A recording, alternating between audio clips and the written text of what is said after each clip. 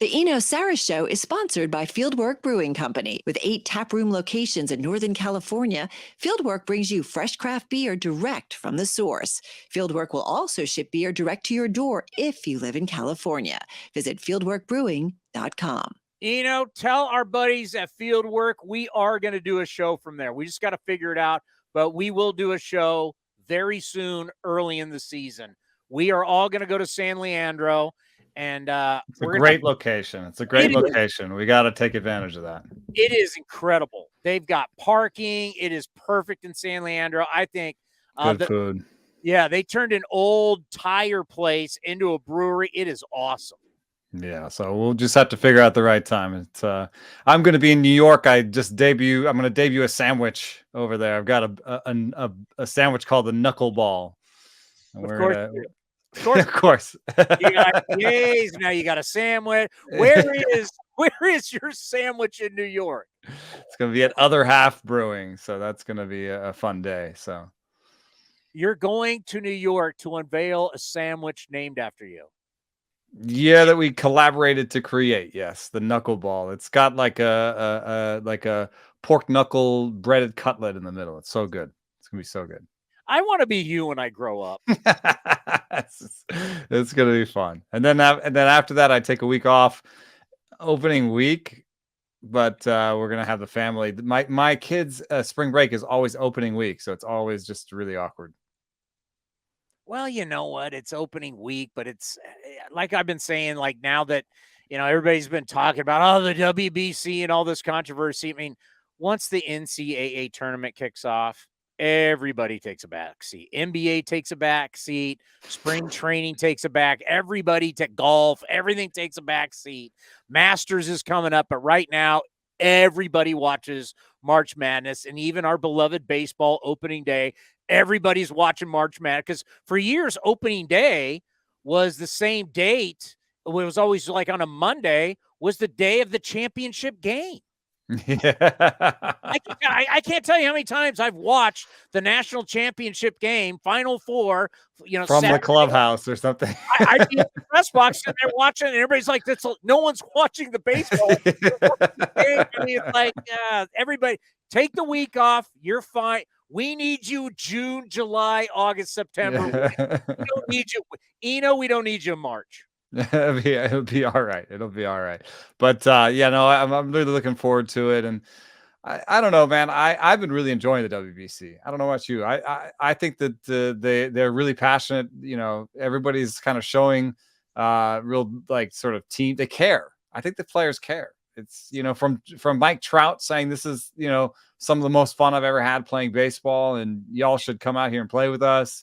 To just the way that they celebrated like a double play in the second inning between Puerto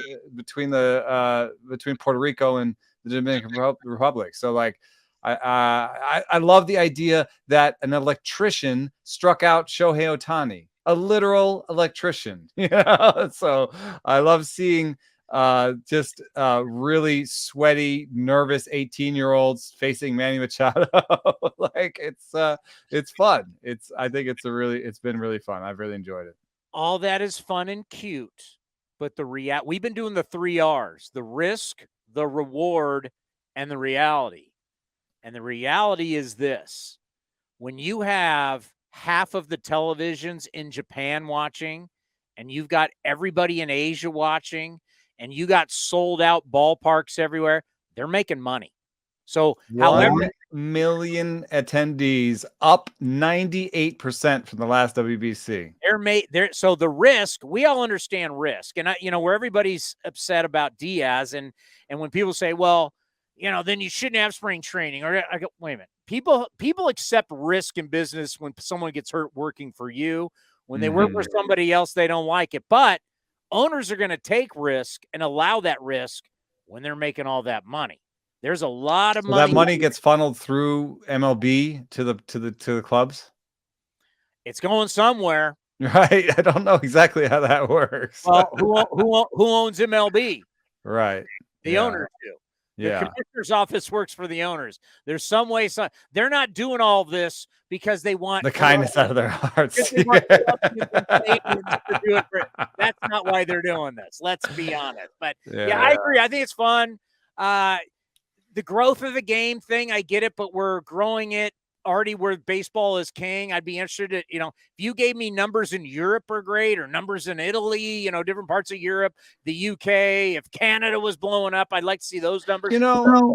To some extent, yes, I agree with you, but sometimes it's not necessarily about a large swath. It's just like, if you're a kid in Europe and you just saw that, like, you're just more likely to consider baseball as an opportunity or an outcome. You know what I mean? Like, any number of kids could see it and then be like the next Shohei Ohtani, but they came out of Italy. You know what I mean? Like, it's just more likely. The more you see it as a possibility, the more likely it is. And so those kids, wherever those kids train in the Czech Republic, I guarantee you, when they get back and they're training again, there's 10 more kids at the fence, or there's 5 more kids, trying to sign up, or there's, you know what I mean? Like, and so that's how you grow a game in a smaller community. Is, everybody, I talk to people, I talk to Dovydas Neverauskas. He's a reliever for the Pirates, and he's from Lithuania. And I was like, why are you in this? He's like, oh, well, my uncle, they went to school in America and came back and started playing baseball here. You know what I mean? Like, it's always like, oh, well, I know this one guy and he plays baseball and we play baseball together. So, this just becomes a way to sort of sow the seeds, and like, you're much more likely that the next time around the Czech Republic has, they're not all electricians and plumbers, and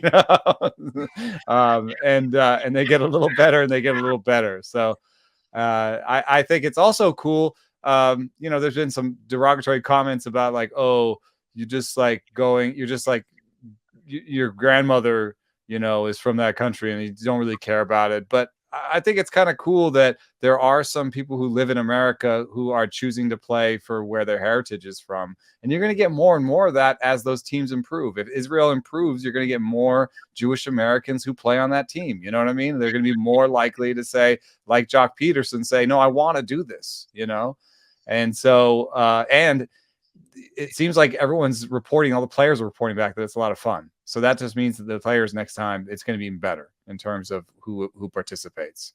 And I know it's a little bit awkward where it is. Maybe they need to move where it is, because that will be the injury factor where it, all that will be interesting in the next bit. Like, does it really grow more star play? And I don't think position players, I think pitchers. It's mostly pitchers, yeah. But as the cold-hearted capitalist that I am, all your cute little stories are cute.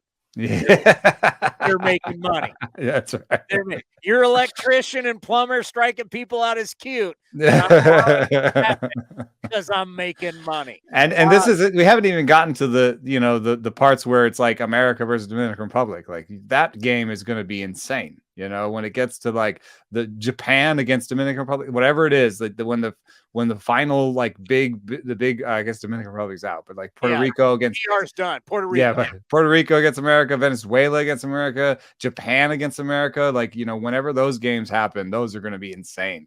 Yeah, you mentioned it. 63 million people watched Japan versus Korea in Japan. That's pretty amazing. That did better than the Olympics that was in Japan. I can monetize that. Yeah, right. Right? Now, let me tell you, we played it earlier. It sounded crazy in 2019, but it's why he's the best and he's brilliant. When I asked Scott Boras about Matt Chapman's contract, he gave us like a 5-minute answer, and he started talking about baseball in the Pacific Rim and how there's going to be a baseball MLB league in Japan and in Asia. And we were sitting there the whole time going, can you just answer the question about Well, we just replayed it, and it shows how brilliant Boris is. He was telling us in 19, at some point, whether it's in our lifetime or not, in some point, baseball is so big in Asia, MLB will expand over there. Boris is brilliant. He's brilliant. I could see that. Oh, yeah. I mean, half the televisions are watching. Are you right? Yeah. And Japanese baseball is so big that they've got their own minor leagues. So it's, it's not, it's pretty big in Japan, and then it's growing in Taiwan and China. So yeah, I could see something like that. And baseball always really wants to own all the parts. That's a big part of the MLB, like what they're trying to do with all their different engagements with what they're trying to do with the minor leagues, what they're trying to do in the international draft. They just really want to kind of own all the parts of baseball. Well, speaking of that, we have been cleared because we cannot obviously bet as employees of baseball. We can't bet on games. We can't bet on anything. We're not even allowed to play fantasy until I found out we can now play fantasy. I'm putting this all on Cody. We can play fantasy as long as it's not for money. I am going against you. I'm going against Cody and your Stuff Plus. Steven Kwan's going to be my first pick. I don't want one pitcher. I don't want one pitcher on your Stuff Plus. I don't want one pitcher who throws 92 or more. I'm going to contact, and I'm going to throw strikes, and I'm going to win this damn league. All right, good luck with that. I'm going to steal bases. That's the other thing I'm going to do. I want speed. I want. Well, those are up. Those are up about 30%. So we might get a third more stolen bases this year than last year. Like, what's the biggest? I mean, I'm not expecting you to know this offhand, but like, it'd be interesting to know what the biggest increase from year to year ever in that. I mean, we played this game for over 150. This will be it because stolen bases don't increase hugely from year to year. Home runs, when the ball changes, we've seen crazy swings. 1987, we saw just this crazy swing in home runs from 1986 to 1987. Steroids. Well, that's what I think we thought for a long time, but now with the new ball with 2019, when we saw a big increase in 2019 in home runs, there's a lot of people who think that there was a ball change that year, and there was some change in the manufacturing process back then. So with the ball changes, you'll see home run change, but stolen base is not something you usually see a change year to year unless they change what a balk is or change what you're allowed to do. And that's what they did, all that in 1 year. They changed what a balk is, change how many times you're allowed to throw over, change how big the bases were. It's all in 1 year. So this is going to be the biggest year-over-year increase in stolen bases in the history of baseball. Well, speaking of the ball, of course, now that you have your knuckle sandwich, you still have your Sticky Stuff IPA that is out there. It now seems like we're really, really, really, really trying to come up with a ball. Is this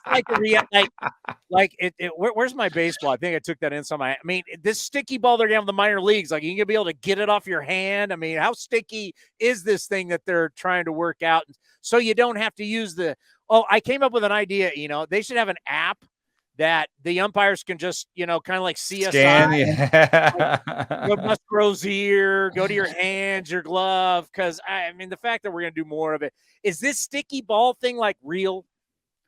Yeah, I mean, in the story that Jason Stark had today about, can we actually do anything about sticky stuff? Because there is a new memo out where they're telling people, oh, we're going to be more stringent in our checks, and we're going to be more erratic. Like, we're going to do it at different times, and we're going to mix it up, and we're just going to try and stop this. One of the pictures in it said that, like a couple of times an umpire like went down his pants, and he's like, are we really going to have hands in pants in front of everybody? Like, like how like crazy is this going to get? And I've joked about the MMA check where they like put their hands behind your neck, and they like really, and we saw some of that with James Karinchak when he was when the umpire is just like massaging his hair. Like, it's going to get a little bit up close and personal this year, but this is another in a string of memos. They've been doing these memos forever. This isn't really something new. In fact, before they even like did the really more stringent checks, the first time there was a string of memos where, oh, now you're going to, no, this year we're really checking it out. So I don't know how seriously to take this. It's another in a string of memos. But the sticky ball is something that's popular in Japan, and I've heard players take it back from Japan and show it to other major league players after they did exhibition games in Japan, and mostly the players like those. The one thing that I think about, though, is if there is an advantage to be had from stickiness, then there are definitely still going to be people that, even with the sticky ball, are going to put sticky stuff on the sticky ball. You can't put sticky on sticky. If you can get more spin out of it, you will. I mean, at some point you're gonna be throwing this curveball, this slider is supposed to go straight in the dirt, Or right? just not leave your hand. I want to see somebody. I Can't want to get it see off my somebody do a hand. full follow through, and the ball doesn't go. Be like super glue. Like I can't get it off my hand. And the funny thing is, like a guy throws it, and you're like, I don't have anything sticky on my hand. And Oh yeah, sure. ripping your skin off. It's so ridiculous at this point, but I mean, whatever. Yeah, I mean, you can sometimes when it's at the worst, you can actually hear the ball come off the fingers when they're using spider tack and stuff. So I want to know. I want them to check Brandon Crawford's hair. Brandon Crawford, no matter what climate he's in, his hair is always wet. It's like, how's this guy's hair on? What's he got? I could just, if I'm a pitcher, hey, you could just go up to Brandon Crawford and grab or when they're throwing the ball around, right? Crawford's got something. He's had something in that hair for 15 years. No one's hair is wet 24/7. Yeah, I don't think, like, if you were talking about fantasy, like I can't put this one on my fantasy radar in any way that I'm like, oh, I'm gonna avoid these pitchers or whatever. For the most part, a lot of them have dealt with it, like there are some players now that are down that used to have more spin, and they've all figured out how to sort of come out the other side. Well, you said spin was kind of creeping up. People are talking about they're putting stuff in their mouths. I mean, it's like I don't know. It's so weird to talk about. One that I heard was like a glue stick. So let's say I have a glue stick, right? Like a kid glue stick, like my kids at art class. But just like a shaved off piece of it, not the whole thing, right? Just like a little chunk of glue stick, right? And I'm using that to get sticky. And then if I see the guy, if I see it, like I'm coming off the field, like I just eat it. Like I got gum in my mouth, I just throw it in with the gum. Yeah. Or the last pitch, everyone's going to their mouth all the time, right? Yeah. Last pitch, you just throw it in your mouth. And it's like spider tack sounded like, okay, I mean, obviously it was used for people who are laying stones, right? And you have to be perfect, whether you're tile or stones, if you're doing someone's shower or kitchen or whatever, you got to be perfect. And that's where I can see it. But some of the stuff sounds like it's not as sticky as you would think. Like spin is not all the way back. It's not all the way back. Spin is about like 80% of the way back to where it used to be. I think personally, if I was baseball, I would actually let this one go. Well, if I saw it go back to where the very peak of it was, then I think I might get back in there. But right now it's at 80%. We sort of went back 3 years, 2 years, like we went back to when people all saw people online talking about spider tack and they all started doing it. We went back before that. In some ways, that's what we're doing with stolen bases. That with the stolen base increase, we might go back to 2016, 2015. Like we're not going back to the 70s. It's going to take a lot to get back to there. But, in some cases, we just wanted to roll it back 5-10 years so that, we're not just a bunch of beer league softball guys, taking big hacks. Well, we've been doing our training camp previews and, going through, I got my baseball magazines and I'm going through all the stuff and I'm getting excited I get excited for every team, right? We were supposed to do the Marlins today. We're pushing that back, but it's just like, who are some of the teams? Like I got people who text me going, Townie, the A's are going to be a lot better than you think. Or so-and-so is going to be like, who are the teams that are at the bottom? Vegas doesn't like them, but you go, I think they're going to be better. Yeah, I mean the Pirates are projected to go 73 and 89, and they're starting to actually put together some of the product, the product of their player development. So they're getting Roansy Contreras, who they got in a deal with the Yankees, and Mitch Keller looks like a real ace now. They got Luis Ortiz coming up, so they actually have some really nice arms coming up. And if O'Neal Cruz takes a step forward, I mean, he has a chance of being Aaron Judge at shortstop. That's how good he is. He hits the ball super wicked hard, throws it hard. All he needs to do is strike out a little bit less, and he could be a superstar. So Pirates at 73 projected wins. I think that's too low. The A's are interesting because they have a ton of pitchers, and they're projected for 70 wins. Like I could see them definitely being better than that. And also the D-backs at 77 wins. I think I heard you sort of talking about Corbin Carroll before the show, before I came on. Corbin Carroll is the top prospect in baseball, basically. And he's not just a speedster. Like he's going to show more power than he showed last year. And if you kind of look at their lineup, you're like, oh man, they're solid everywhere but shortstop. And shortstop, they've got a kid named Jordan Lawler who's knocking on the door. So if he comes up this year, they could beat their projections. So D-backs are a team I think is on the way up. And then the Twins are interesting because they're projected for 83 wins. But if Byron Buxton and Carlos Correa are healthy all year, I mean, that's I know it's a big if. Wow. I can't believe. Now, Cody, what did you ask me the other day? Byron Buxton over and under 100? Was it 100 games? Over. I'll ask you, over under 100 games for Buxton this year. Over. If you had to bet the farm. Yeah, I mean, I think he's done that. Well, see, if you count the minor leagues, he's done it, I think, 3 times. I think the big leagues, it's once. Yeah. Let's make it harder. 120 games. Oh, I'm going under. Ooh, wow. Yeah. That's a lot. But if he does it, we're not very good at projecting injury. And so, if you talk to a player, of course they're going to say this, but if you talk to a player, they say, oh, well, that time I got hit by, and that other time I was just diving, and but that time, it was just a freak thing, I had COVID that time, so it's like, they have an explanation for everything. And so, well, I was just busting it out that time to try and beat out a base hit, and I blew out my hammy. It was just that's it. So you're not going to bust it out next time? All right. Yeah. Buxton has stopped stealing bases. So there has been some difference. And I wonder if he could lay up on some balls in the outfield and stay healthy for it. So, but anyway, we had the whole Carlos Correa circus, so we know that there's some risk there too. Yeah, you have to love the deal for the D-backs and Carroll, right? I do. I love it a little bit more for the D-backs than Carroll. These extensions end up usually being better for the team than the player. Every once in a while, you get like a John Singleton or an Evan White. These are guys that have signed, $60 to $100 million deals and never really played in the big leagues. But if a team signs 3 guys like that and 2 work out, even if 1 works out, that he pays for the other 2. You know what I mean? So if they go 1 for 3 on these deals, then it's good for them. The thing that I always think about though, the minute you sign it, you're good. Like, even though you could make way more money, but reality is I got a piece of paper and all I got to do is put my signature on it. And as long as I'm not an idiot, I never have to worry about money again. But do I have to bust it?